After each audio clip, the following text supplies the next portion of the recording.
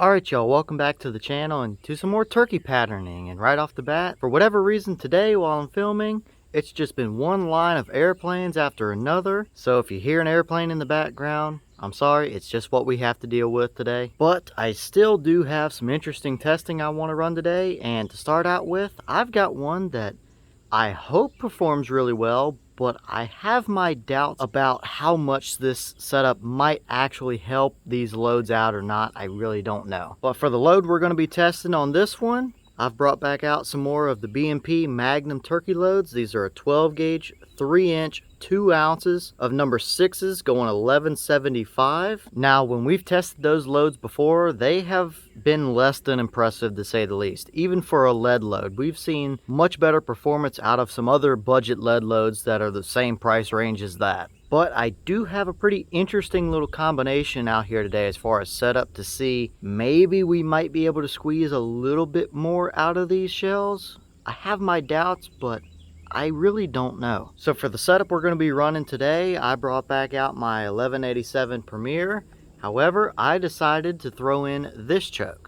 Now, the sun and glares are probably not going to be very nice on the camera lighting, but this is a factory-made Remington super full straight rifled turkey choke. It's probably every bit of 25 or 30 years old, but I'll throw a picture up on the screen here of what the inside of this choke looks like. It's pretty interesting. It's got straight rifling down the middle of it. But that choke has been interesting. It's definitely shown us some good results. Nothing super just extraordinary or anything like that yet. But I really want to see with a load like these B&Ps that don't have a very ideal wad for what they are and just don't seem to be loaded very good, if that straight rifling can actually just squeeze any little bit of something out of these loads. But either way, I got the same usual testing stuff set up.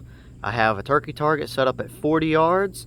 I also have the chronograph, so we'll see how close we actually get to that 1175 on the box. So let's go over here and get you guys set up with a view of the target. We'll shoot our shot, we'll glance at our chrono numbers, and then we'll go see how they performed. So let's head over here and shoot them and see what they can actually do, and if this straight rifling actually does anything to help us out or not.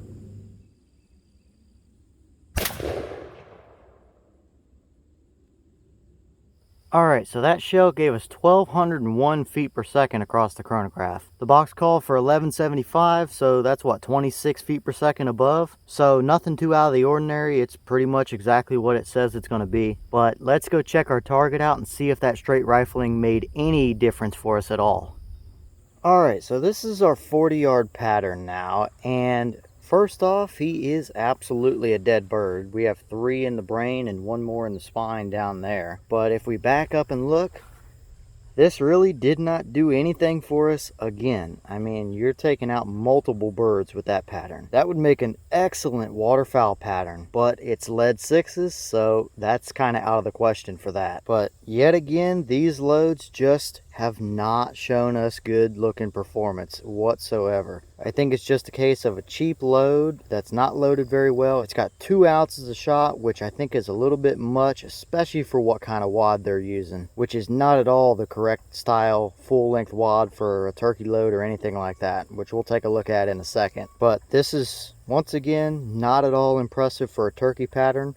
It would have gotten the job done for you, but you may have taken out several others that might have been close in the process. But I will say that straight rifling, if anything, not even regarding the turkey pattern itself, but I think it threw a pretty even looking pattern for sure. At the end of the day though, it still would have been a dead turkey, but it's just not impressive results here.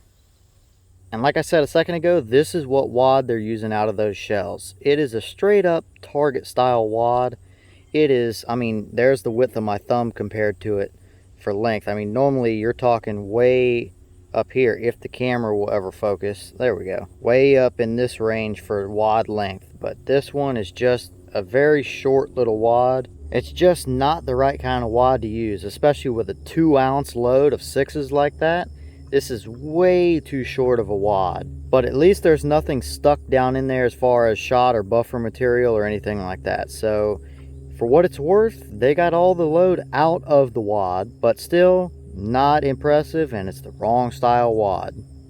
Alright y'all, well, what did you think about how these shells did? Yet again, it's pretty much the same story. It's just a wall of shot on the paper. It clearly would have killed this turkey, but you may have gotten a couple more in the process if there was any close to him. But I think a lot of that comes from using the wrong wad. If they would just go ahead and put a full-length turkey-style wad in their shells, even if it winds up costing $1 or $2 more for a box of shells. I mean, the shells are only like 12 bucks in the first place for a box of 10. So call it $15 a box and put a better wad in there, and I think they might have somewhat of a decent chance. But either way, it's just a case of the wrong wad in a cheap shell that I just don't think is loaded all that amazing to begin with.